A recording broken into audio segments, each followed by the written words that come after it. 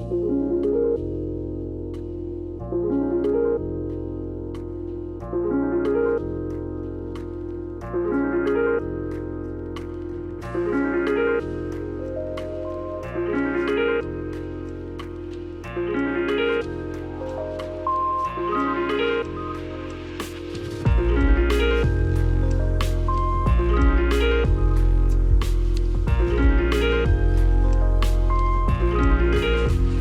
welcome back to the Noclip podcast. This is episode 80. This week we reviewed the Silent Hill movie over on Patreon, so you're hearing a bit of a preview of it right now. It was a great discussion. I didn't like the movie very much, but you can hear more about that and what Jeremy and Danny thought about it. If you head on over to patreon.com/noclip. If you're not already a supporter, you can do that. You can listen to the rest of this episode and support all the cool stuff we do over here at Noclip. While you're over there, if you want to become a Battle Pass holder and donate at the tippy top level, you can join the great list of people like Cody Krieger, Aaron L. White, Forrest Pruitt, Cameron Ladd, George Zirkotis, Jacob Godserve, and Tohir Tiliev. Anyways, over to the preview. Enjoy. This is like 15 or 20 minutes of our discussion where we get into talking about some of the stuff from Silent Hill, the game, that shows up in Silent Hill, the movie. Enjoy.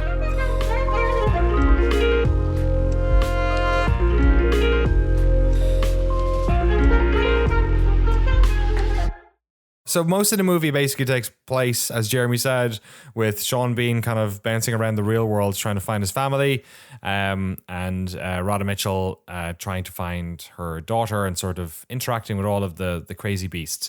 Jesse mentioned that you said that like a lot of these things were confusing because they were kind of, a lot of things turned up sort of regardless of context. It was kind of weird, enemies, stuff like that. Jeremy's basically our de facto expert here. So if we're continuing with the, name something you saw from the game or whatever, is there any of the creatures or things that happened or places they went that was kind of like, what is this? What's going on here? Yeah, at about the 40-minute mark, so I'm jumping ahead a little bit, but the thing that I immediately was like, is this a thing in the games? So there's a scene where Pyramid Head shows up, I guess, spoilers, and it's like a rusty, dark version of the world, and there's a bunch of cockroaches or like disgusting little bugs with mouths that like are screaming. I laughed my ass off when I saw that. But Jeremy, are there little cockroaches in Silent Hill that yell at you a little bit? Okay, so I don't know that, and I'll tell you why. I think that section is largely fan service for Silent Hill 2. Right. So I haven't completed Silent Hill 2. I have gotten to Pyramid Head in it, and Pyramid Head is a faithful recreation in this movie. But because that the bugs always kind of attend to Pyramid Head in the film, I'm led to believe that might be an element of Silent Hill 2 or 3, both of which were out when they made this movie, obviously. So I'm not sure. Okay, I have Googled it and found some references to the cockroach room in Silent Hill 2. So yeah, I wonder if there's video here of a room full of bugs. There's a lot of cockroaches. I don't know if they have tiny mouths and eyes. I hope so. That shit was so funny. Why did they do that? It was very weird. It was like a Bug's Life. Yeah. Is it like if you have too much CG on the screen, you don't notice any one bad part of it or something? Maybe. Yeah. With that, thanks for explaining that. I wanna throw another one in there from the games that I did like really much, which was the cop. Who was also in the game. I remember, was she called Sybil Bennett? And was very iconic, like the shot of her with like sort of like a really like a motorbike cop with like a sort of how'd you explain it? She's very like tight fitting clothes and like tight hair and like the sunglasses and the helmet. I think all that together was like, oh, I remember that. That's a very iconic character from the game. Played very well by Laurie Holden, actually. I thought she was great in it. What's her role in the game? So in the movie, she's kind of antagonistic at first. She's trying to detain Radha Mitchell's character because Radha Mitchell and her daughter get pulled over by Sybil. And that's when she basically like floors it and goes to Silent Hill. And that's how Sybil ends up there as well, as chasing them. In the game, Harry arrives in Silent Hill and is kind of like wandering around. And it plays out literally the exact same as the movie. He sees an apparition of a little girl that he assumes is his his daughter, chases her into an alleyway, finds a crucified, like flayed body, and then gets attacked by little demon babies. And then in the game, he passes out and wakes up in the coffee shop, and Sybil is there, and she gives him her gun, which is probably the coolest thing a cop has ever done in history. Yeah, right. They're like, I can get loads of these. Don't worry about it. Yeah, but it's kind of like kind of a similar role, a less of a role in some ways. Like she's not going along with Harry on his quest basically, but she shows up a few times, and then so Silent Hill 1 has a few different permutations of its ending. There are endings in which you save Sybil. There's endings in which you fight Sybil. There's like a kind of a bunch of different roles she can play. Wow. Okay. So I guess my next one then will be, you mentioned Centralia, right? Was the town? Yeah. Yeah, which is a real place where there was a coal fire. I guess continues to be a coal fire. It's a ghost town. I don't think you can visit. Can you? I don't think so. Yeah, it's one of these Google holes I fell down like 8 years ago, which I feel like everyone comes across at some stage. One of the things that's in this movie, which I'm pretty sure is not in the game, but I liked it because of the coal mine reference to it, was the little troop of sort of, I don't know what you call them, scavengers maybe, who find the protagonist wandering around the place, who have the little canary. Oh, yeah. Whenever, you know, the siren's about to go off or some bad stuff's about to happen, the canary, a la Canary in a Coal Mine, sort of starts tweeting, and they all disappear out of it. In the game, not in the game.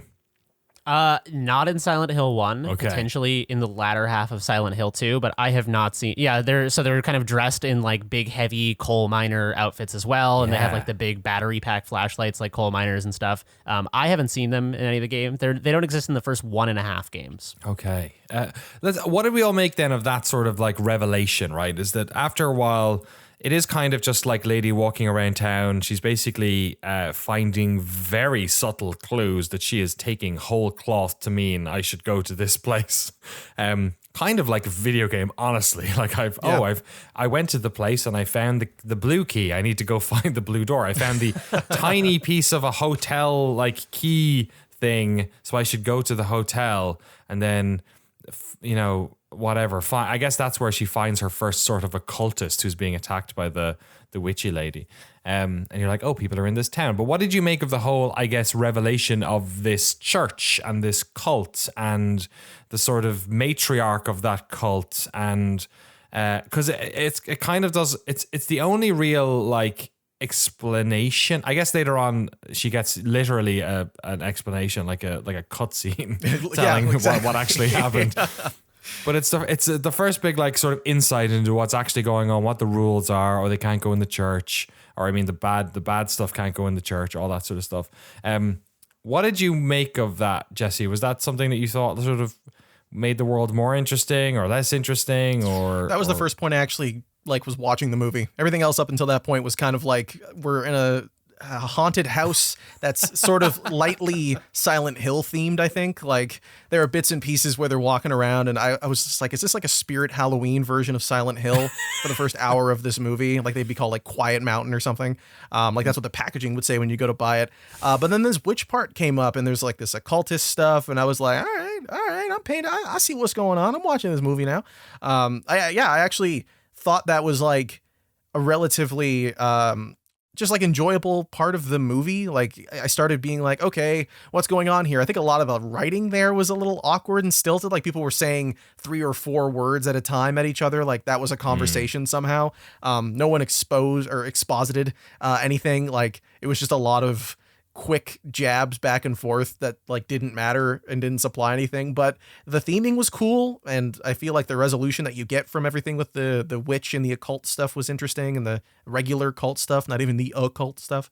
And Adam Driver's there, so that was cool. It's not really Adam Driver. What? It's not really, but the like weird like gangly long-haired guy that's behind her, the long black hair. I was like, is that is that Adam Driver? What's going on? The church people in this movie, when they first go to the church and meet them, have the same vibe as like any movie that's like like kind of like low fantasy where you go to a town and everyone's like, "Me lord," like They look like they're gonna beg so for shillings as soon as you see it's them. so fucking weird, dude. Like I feel like they're gonna offer them a flag and a veil when they walk in there, and that I thought was a little bit of a misstep because I thought that it could have felt a lot more grounded if these people were just acting like normal people. Obviously, they are people who live in a liminal realm full of monsters, so I can forgive them for acting like Terry Gilliam extras. But like there is something a little odd about walking in there. I feel like I'm walking into fucking Diagon Alley.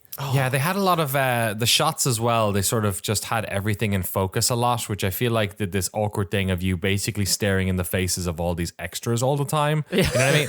Where like you have them like sit back a little bit and maybe like do a little depth of field, so it's not quite as like. I was just watching all of their overreactions and being like, oh, this is a little bit. Yeah. They're all mumbling peas and carrots, peas and carrots. They got big Monty Python energy, yeah, for sure. It was a bit community theater at points. Meanwhile, while all this is going on, I have to say, some of the Sean Bean just like chewing the scenery. Dude was like putting in the work. He was. Like just him going to the orphanage, and then you're starting to see, okay, there's something else going on here in the real world. Obviously, they don't want them going up to Silent Hill. They closed the bridge. I have a cop who's missing out there. Everyone keeps talking about this one story where the cop dragged a kid out of the mine, and they keep telling the story. Does it ever reference any? Is it actually referencing anything in this movie, or is it just a? I was trying to wait for it to connect up or something, but I don't think it ever did. Yeah, the kid who fell down the mine shaft, I think, was just like I don't know if that was like a stock story they had to keep outsiders away, or if that was like or the only thing I could think that would make it connected is that so the detective that Sean Bean links up with and is kind of Gucci. like butting heads, Officer Gucci, the most dripped out man in Silent Hill, starring Jared Leto.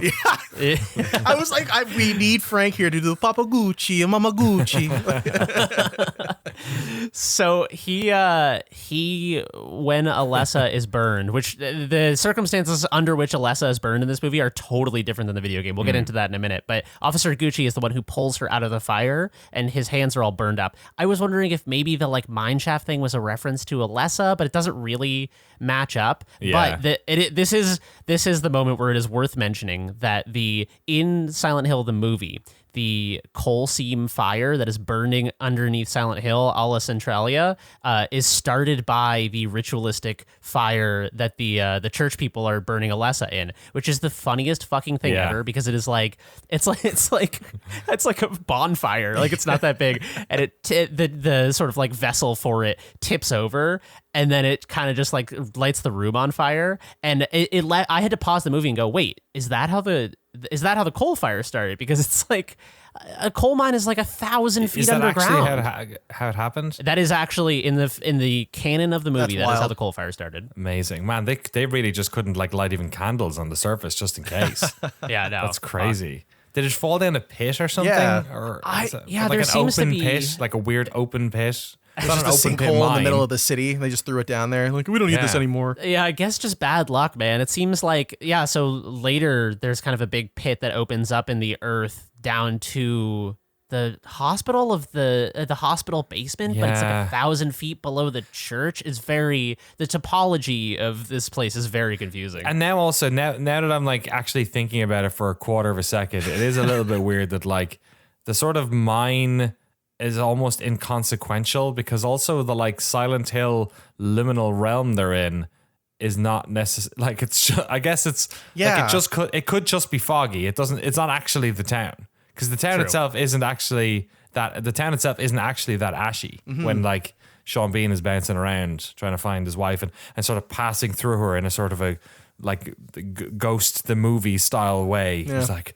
I feel her presence here. She's here. I was like, oh shit, I gotta put my Newcastle accent away and pretend I'm American for a while. He was trying. It didn't work, but he was trying. No. The whole pit though, he's in the orphanage, and fucking Gucci just says, go home or I'll put you in jail. Which is really like fucking ballsy. Just cops saying it as it is. This is the power I have. So I guess after they go to the church, we sort of are entering the final act in many ways of the movie, where I still don't quite know explain why this happened, but they said you have to face the demon to find your daughter. So Yeah. why did they need to? Did the demon? What was? They were just trying to get her to do something. I couldn't tell.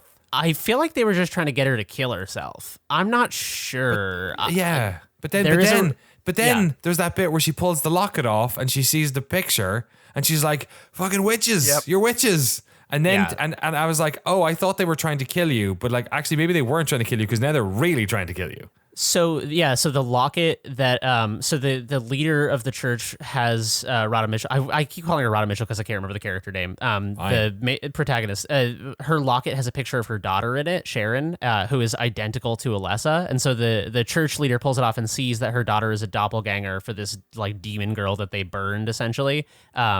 And so what I think happened is I think they were sending her down there to get killed by the demon. But then when she realized that like the demon might be linked to her daughter in some way, she was like, oh, the demon's not going to kill her. It's probably going to like team up with her or something. Okay, that makes more sense. Yeah. Yeah, it is confusing. She goes down anyway. She goes down the hood. She goes down the longest elevator in the world, which doesn't kill her. Yeah, Not quite sure careening what at like happens there. 1,000 kilometers an hour Yeah. downward and just like lands Wild. nicely. Doesn't break her back or compress her spine or anything. The cop gets the shit kicked out of her. We'll see her later being sort of somewhat crucified or something. And then we get a little bit of cool nurses. We get some nurses. I like the nurses scene. I thought the nurses scene was pretty good. Yeah. Creepy Yeah. nurses, sexy creepy nurses, very busty nurses. They don't know she's there. She's like tiptoeing around them. Then she accidentally brushes up against one of them, and then they start just chopping each other's wrists and necks, and it's just awful. Yeah, that scene was actually legitimately cool. It was a good example, I thought, of there's a few times where this movie tries to do video gamey stuff and it falls kind of flat a little bit. Like there's literally a scene where she's like in a place looking for a key, and I could just picture her mashing A and like walking next to everything. Or like scenes where people like find clues. Like you said, there's like the blue key, blue door kind of stuff going on. Right. In this scene though, there's a stark departure from the like combat style of Silent Hill, where you're typically facing 1 or 2 or 3 enemies at the most in a hallway, and maybe like trying to beat them down one by one or run past. But in this, she's like sneaking through their ankles and kind of like it was like a legitimately good little action scene. Like I thought it was it had good tension because the nurses are practical as well. It felt a lot more Totally. kind of like hefty. I felt in danger the whole scene. And the choreography was pretty cool too. Like the nurses were doing their kind of like twitchy shoulder twitches, like freaking out stuff. It's very tropey. Like it felt very 2000s horror, but in a way that I thought actually worked pretty well.